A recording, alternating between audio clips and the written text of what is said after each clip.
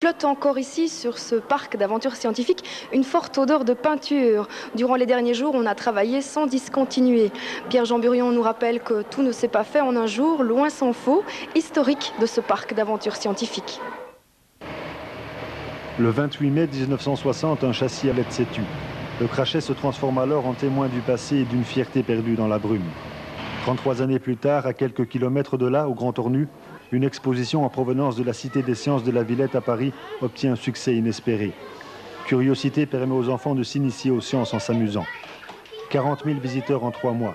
L'idée de créer chez nous un espace de diffusion du savoir scientifique est née. Son nom, le Forum. Dans le cadre de l'objectif 1, il sera cofinancé par la région Wallonne et le FEDER. En 1994, la Commission européenne approuve le projet. L'intercommunal IDEA propose comme site le crachet.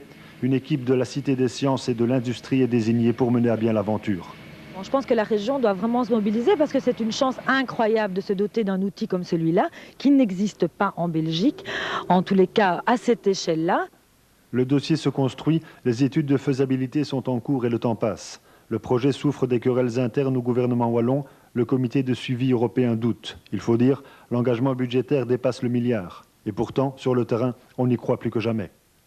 Je n'ose pas penser aujourd'hui que le gouvernement wallon fasse marche arrière. C'est invraisemblable. C'est quelque chose qui va à contre-courant de l'esprit même du FEDER Objectif 1. Un premier bureau d'architectes est désigné. Dans les mois qui suivent, il sera remplacé par un des grands noms de l'architecture européenne. Le français Jean Nouvel entre dans l'arène. Nous sommes en avril 1997. Une année auparavant, le projet du musée vivant de la mine est abandonné. Désormais, seules les sciences comptent. Un site comme celui-là doit se développer dans sa totalité. C'est une stratégie développée ici qui tend à redonner du sens à ce site, qui n'en a plus, et qui tend à créer des signes extérieurs forts.